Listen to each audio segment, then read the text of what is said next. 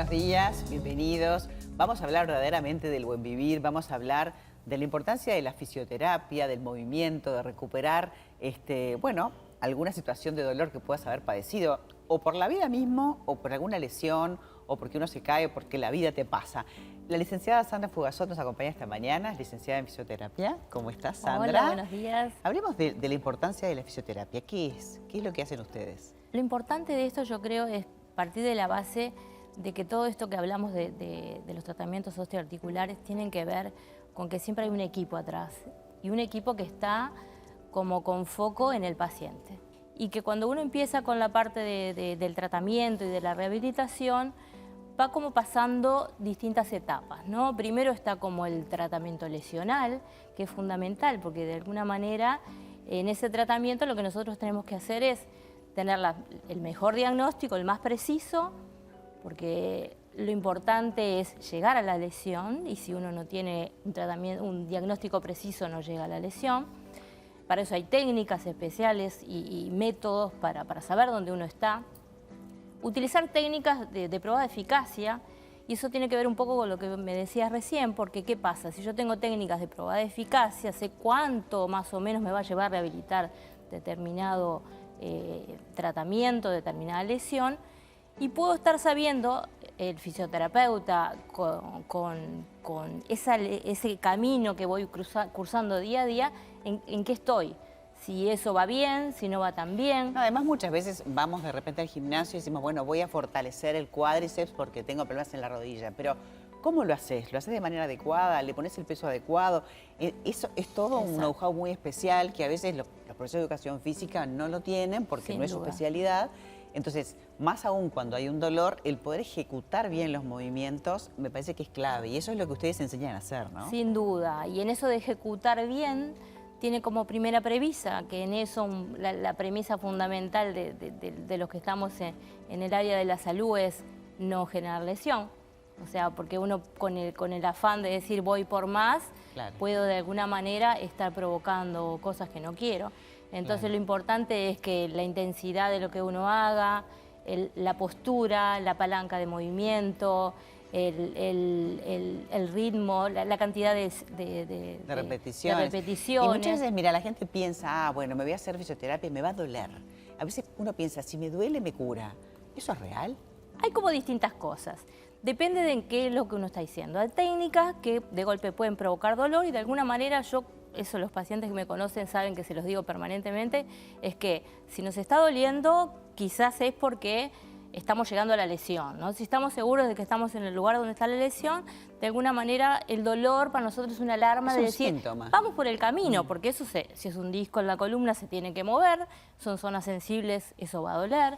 Si es una fricción transversa en los tendones adecuados que están lesionados, molesta, pero también es una técnica que es analgésica, entonces si bien molesta, tiene que de alguna manera generar analgesia y el paciente se tiene que ir mejor, con mejor movilidad.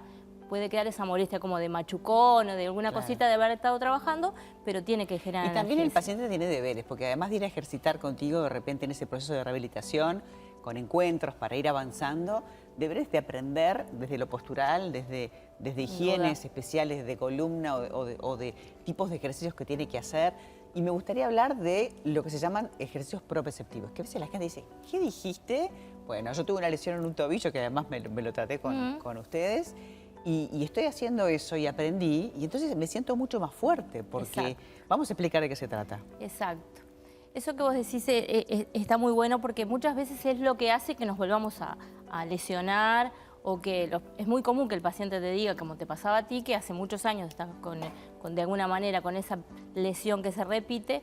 ¿Y por qué no? Porque capaz que me la traté, hice lo que tenía que hacer, pero la parte de rehabilitación proprioceptiva es como que nosotros le decimos a los pacientes como el moñito. El moñito de un regalo que si uno no lo hace, como que no termina del todo de dar ese regalo que uno tiene como profesional para el paciente que viene a buscarnos, ¿no?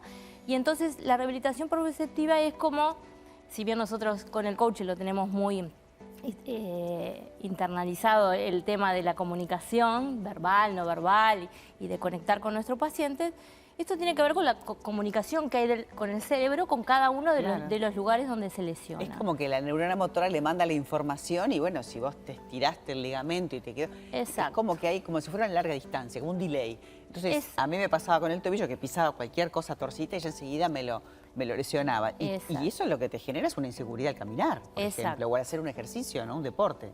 Sin duda, y tiene que ver con eso, con que yo le digo a los pacientes, esa comunicación está como lentecida, como en delay, como retrasada, y es fundamental ¿para qué? Para no recidir las lesiones y para uno poder volver a su actividad deportiva, laboral, la que sea, con todas las herramientas y con todas las habilidades propias, prontas, ¿no? Para lo que tiene esa lesión. Entonces, digo, hay distintos tipos de ejercicios, de tablas propioceptivas, de ejercicios más funcionales. Que claro, para que la gente entienda, es como enseñarle de vuelta al cuerpo a cómo tiene que moverse de forma adecuada, ¿no? Exacto. Son ejercicios repetitivos que no dan dolor, pero que de a poquito van rehabilitando de verdad y que si uno se mejora y no trabaja de esta manera específica, los resultados no son otros, no son los mismos. O sea, por eso hablabas del moño, Claro, ¿no? claro, porque te cuento con un ejemplo que la gente lo va a entender. Nosotros hicimos una paciente, por ejemplo, un posoperatorio de una reparación de supraespinoso y la paciente había estado mucho tiempo con esa lesión, con el tendón roto, sin completar la función en su vida diaria. La paciente se opera, se le hace la rehabilitación, acostada en la camillita, la paciente movilidad completa, sin ningún tipo de problema, pero cuando le pedías que levantara el brazo era... Claro. ¿Qué le pasaba? Con esa paciente estuvimos 2 o 3 días nomás, no es meses, eso también es importante. Digo, si yo lo hago por mucho tiempo y no da resultado, o reveo el diagnóstico o hago otra cosa, si no voy a tener el mismo resultado. Y lo que le faltaba era reengramar justamente esa parte de la función que estuvo tan lento esa información durante un montón de tiempo, Claro. que cuando el paciente tuvo todas sus habilidades para responder automáticamente, no lo hizo. Porque el cerebro hay que también de alguna Claro. manera entrenarlo para que eso pase.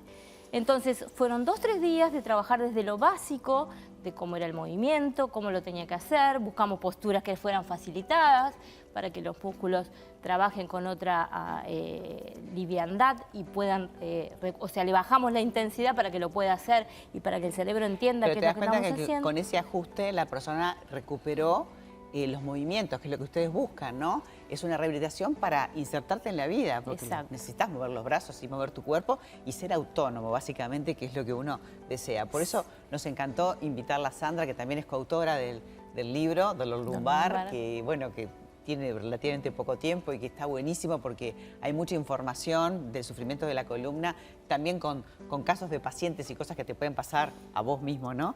Así que lo recomendamos. Sandra, gracias por habernos visitado. Bueno, gracias y María. buenísimo el trabajo que hacen. Muchas gracias. Y a la gente que tenga una esperanza en que lo que tiene siempre va a tener una forma de reeducarse y de rehabilitarse y que no se queden con... Darse la oportunidad y no esperar a que eso avance y encontrar un estadio más adelante, sino si uno está inflamado o le duele, hay algo que te está diciendo el cuerpo, algo te pasó. Sin duda. Te caíste o no te caíste, pero a veces la vida misma Sin va duda. haciendo que uno La vaya teniendo premisa nanas. nuestra, y creo que la debería de ser de todos, es que el paciente se tiene que recuperar como si fuera a ser un deportista de alto élite. Porque yo quiero que María sea 100.